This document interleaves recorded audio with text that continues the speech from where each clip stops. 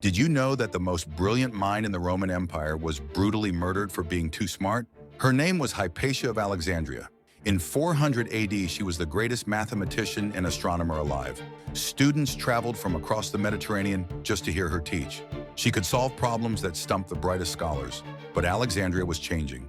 Christians and pagans were fighting in the streets. The powerful Bishop Cyril hated anyone who wasn't Christian. When Hypatia became friends with Orestes, the Roman governor, she became a target. Cyril's followers saw her as dangerous, a pagan woman with too much influence, too much knowledge. In 415 AD, a mob of Christian monks dragged Hypatia from her chariot. They stripped her naked in the street. Using broken pottery, they scraped the flesh from her bones while she was still alive. Then they burned what remained.